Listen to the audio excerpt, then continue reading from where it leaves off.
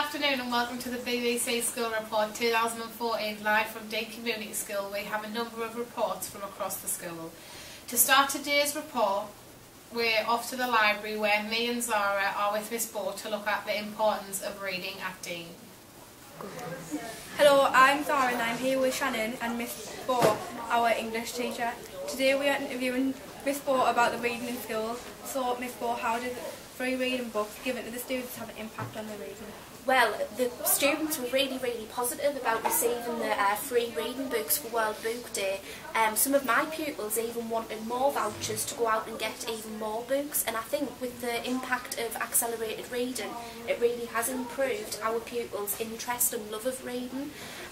The free books obviously is something that they see as a reward, and instead of giving them just the vouchers directly, we gave them the free books so they had a book to take away rather than a voucher.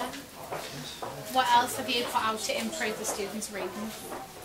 As well as obviously the World Book Day books, we do accelerated reading with our pupils, and this is where they read in a library lesson once a fortnight, but also they read at the beginning and end of lessons if they have finished the work.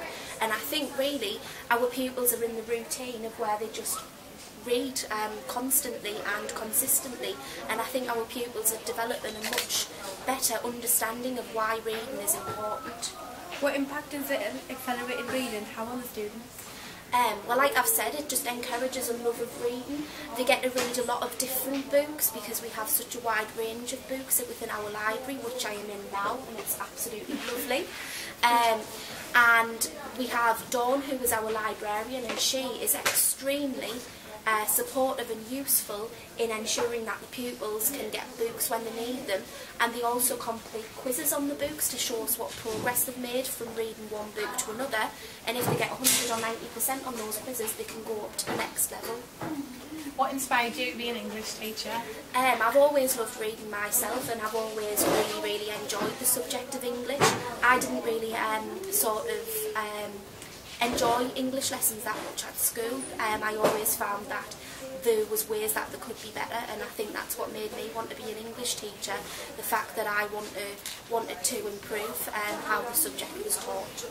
How do accelerated reading quizzes help the students? The quizzes help the students because it helps us to see what progress they've made with a certain book. Sometimes they might not make as much progress with one book as another, but it ensures that we can get them to the next level that they need to be at.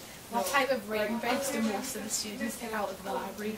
A lot of them tend to pick out sort of teenage romance novels. Quite a lot of them pick out things like Twilight and things that are popular because they've seen the film versions of them and things like that, like the Hunger Games. And some of the lower ability pupils like to pick out things like I Am Knit a Loser and humorous books. Okay, thank you for letting us interview you. Thank you, girls. Back to the studio. Thank you so much for that. Now we're off to the hot space to find out about healthy school meals at Dean with Branton and Joseph. Hello, my name's Joseph and this is Brandon. Today we are joined with the staff from Dean Community School. So, what do you think the impact of healthy school meals is on the students? Right, what we think for the impact of the students is it makes them more aware of doing more exercise, eating healthy for their heart and for blood pressures and stuff like that, isn't it? Yes. So it makes you healthy aware of your own attitude towards your eating habits. Okay. Is it cheaper for healthy meals, and why it is? No, it's not cheap. It's not cheap to eat healthy, but it's a better option to have it because of, like we stressed in the first part of the question, it's better for your health. Is it easier or faster to prepare these healthy meals? It's no easier or no harder than preparing any other meal. It's just that you're more aware that you're putting more healthy options into your meal, into your food, than what you would be if you were making something like chips or pies and things like that. Make sure you've got your vitamins in there. Would you approve these healthy meals if you got told that's what you have to do? Yeah. Do you get positive feedback from students about these meals? Yes. The majority of them do enjoy the salads and the pastas and paninis, your muffins and things like that. Do you use these meals yourself in school or outside of school? Yes, yeah, we encourage our own families to eat healthy at home as well as at school. That's it. Thank you. Back to you, students. Interesting report. Now after Shannon, who's reporting about the recent matches at Dean House Primary School. Hi, I am Shannon. I am here today with two players from the Dean House Primary School football team ahead of their cup semi-final with Shotton Hall. Here is Brandon and Harry. How can Dean House climb up the table? We just need to pass it around more, get up the field. Do you think you can win the cup? Well, there's a slight chance, but we can't be too overconfident going into our next match. Brandon, why are you so confident about winning the cup? We played very well in our last two cups, and I believe this one's an easier one. Harry, do you think Dean House are the dark horse to win the cup? Well, yes. We can't be too overconfident, as I said, but I do think we have a good chance of winning. Do you class your team as one of the best in the league? Well, we're quite good. We're not the best, but we soon can be. Do you really want this cup to be yours, as it is the last achievement you can win before going to the big school? We think of it as the same thing, like as just a normal cup, as if we're not leaving, but yes, we really want it, as it is going to be our last. Now back to the studio. Now we have Nicole and Leah talking to the Year 6s about their visits to Dean. Some of the Year 6 students from Dean Primary have been coming down to have a taste of what this school has to offer. We have some of the pupils here to tell us about their experiences. Do you think these sessions with the schools helped you with your transition from primary to secondary? Yes, because in primary the work is very easy, in comprehensive it's much harder. Do you enjoy these sessions? Yes, because same like Brandon, the lessons in primary school are very easy, and when we come around it helps stimulate our mind. It's not hard. Which subject's your favourite? English, because I like writing non-fiction. Why are you looking forward to Dean? Because Dean has a wide range of lessons in music. Do you enjoy the school? Yes, especially the comp, because I can do harder work, which gives us a challenge and other challenges. What are your first impressions of Dean? It's quite a good school. I like it because it's new and it's got a lot of different. Thanks, that was us here with the Year 6 students. Excellent report, girls. Now off to the PE department to talk to Mr. Graham about the elite squad and sport within the school. Hello, I'm Jay and this is Damien. We're reporting live from the Dane Community School PA department. Today we will interview Mr. Graham about the effect of Elite Squad. The Elite Squad is an after-school club where chosen students of a particular sporting talent take part in various activities, such as football, basketball, parkour and many others. This is Mr. Graham, the leader of Elite Squad.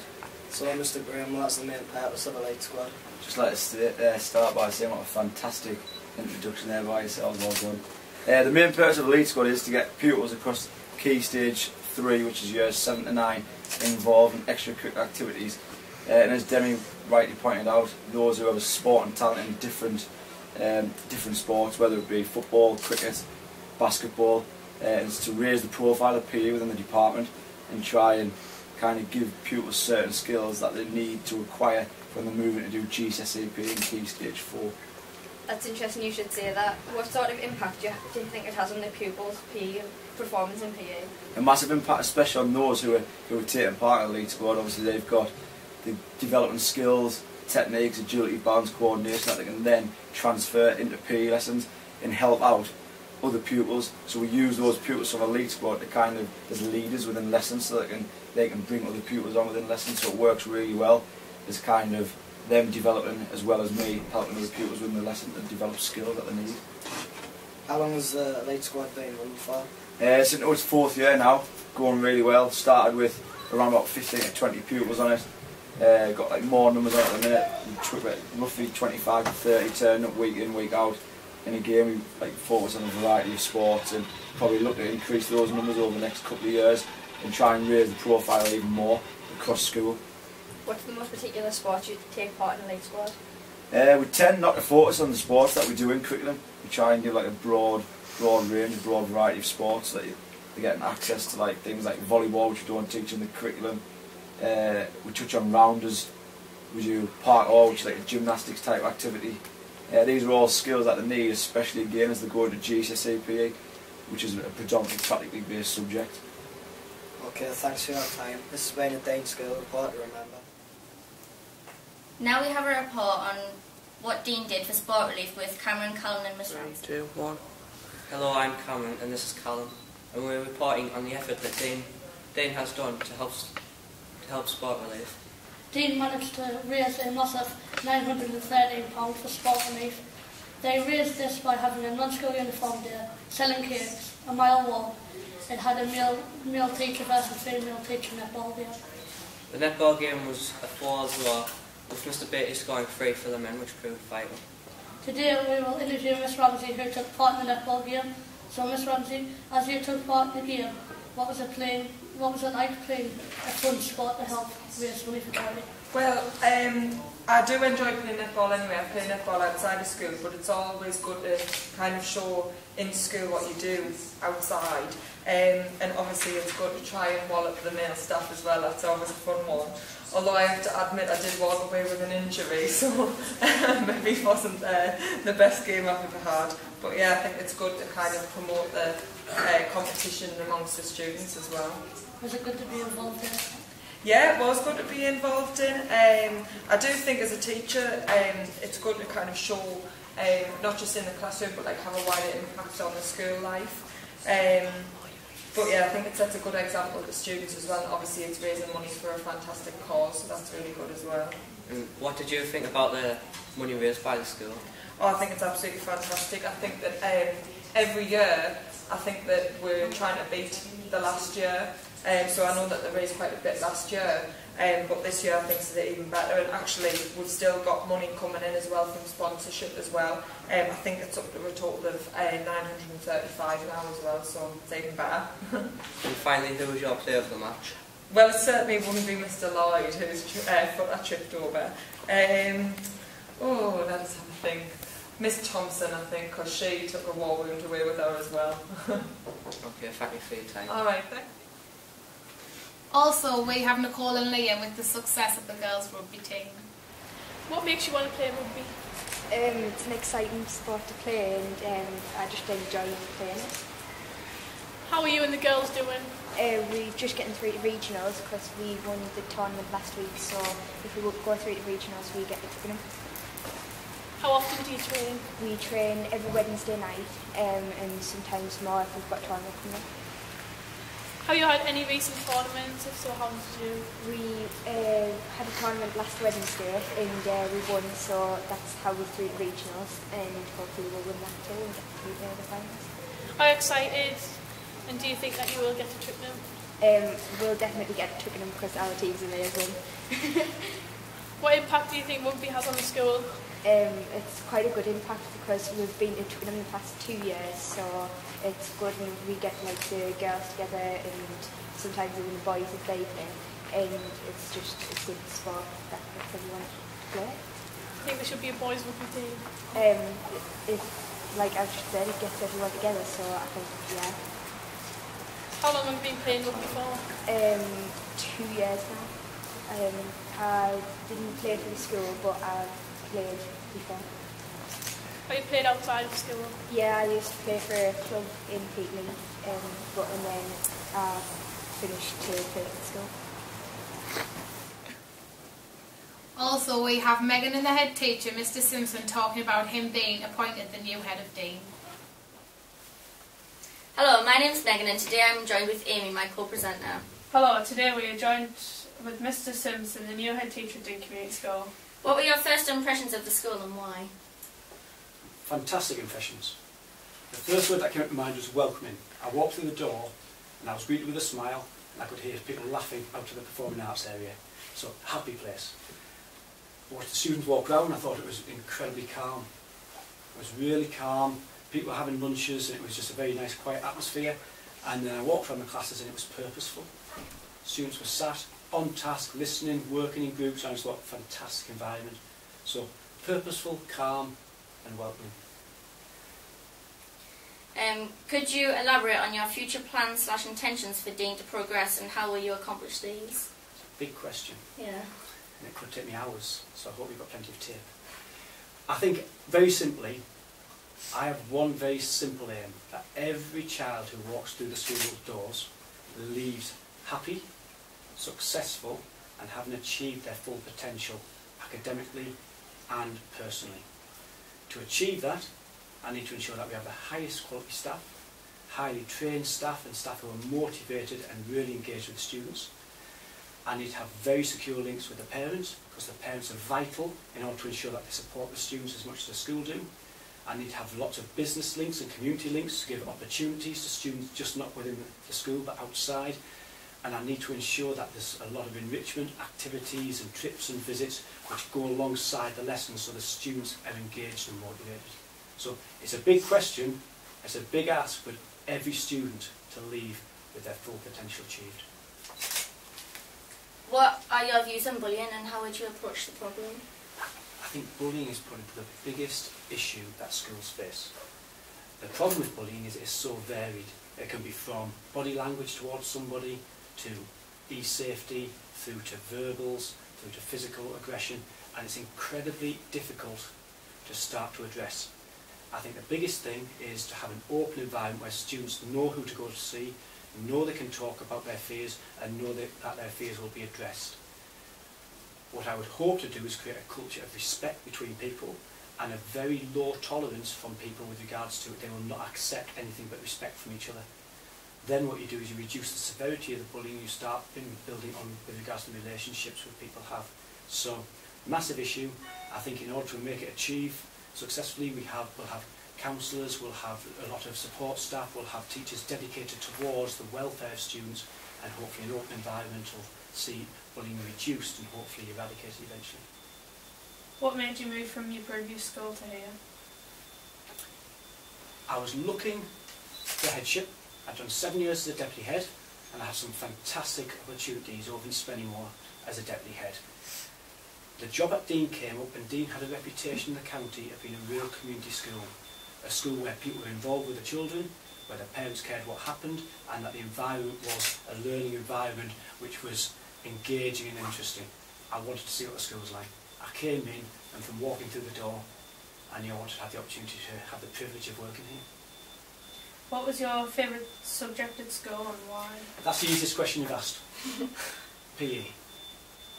I was a PE teacher, and I turned up to school because the PE teacher I had inspired me. He gave me opportunities, he took me on visits and trips and events, every week. There was something to go on, there was some team to play for, there was some challenge. So PE challenged me, excited me, and I still find it inspirational today. How would you describe your school life?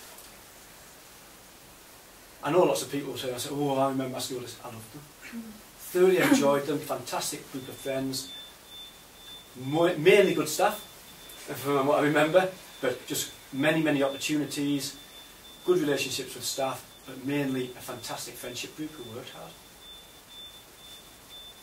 Thank you for your time. This has been Megan and Amy on BBC School Report. Back to you in the studio. Next we have Liam and Callum with a report on a year in the new school. Hello, my name is Callum and I'm here with Mr Stout, the Deputy Head of Dean. Now sir, how has the new school changed your view on staff and on the pupils of Dean? I don't think it's changed my view, as I think my view is as consistent now as it was when I first came to school about nearly 5 years ago now. So even in the old building, when I walked through the building, my first impressions were really good. And in fact, one of the things that struck me immediately about Dean was when I was taken around the school by the acting head teacher at the time, The first door that we came to, one of the students opened the door and I walked straight through, and obviously he stood to one side and let me through.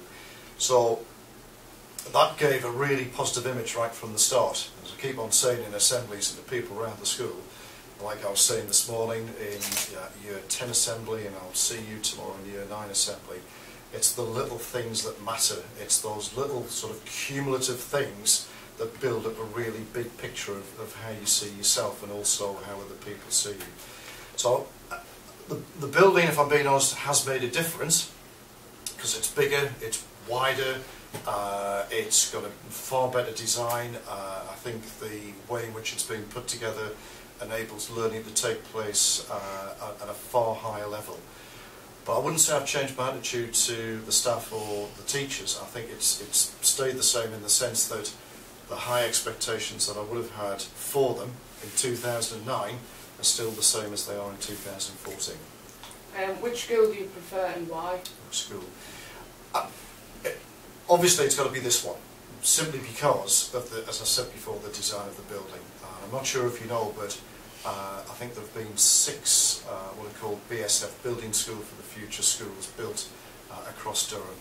We were one of the last, and I think that we benefited from, I wouldn't say mistakes that have been made with the other buildings, because some of them do look pretty spectacular, but I think it's been so well designed that I think we've gained from all of the efforts that have gone in kind of over the years.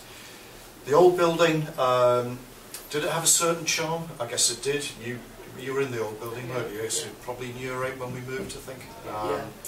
So if you think back to the old building, one of the things that students used to get really kind of upset about was, do you remember the stairs when you had to go up and down with the holes in the stairs, and people were sort of really scared about that. And one of the things that we said when we moved into the new building was we'd have a one-way system around the school so that people weren't bashing into each other and crossing over. And by and large, I think that's worked really well. So yes, I have to say, for obvious reasons, the new building is far better than the old one. The old one, well, in 1962, I think people would have had a sense of excitement about it in just the same way that we do now, but all buildings kind of serve their purposes, so it was coming to the end of its life, and we were just lucky enough to get the new building. Do you find the new school more spacious and easier to move around in? Yeah, definitely. If you were to come with me on a guided tour of the school with visitors, one of the things they always say, especially if they've come from more traditional schools like Dean was, they'll always say, oh, the corridors are really wide, you know, you've got lots of space in which to move.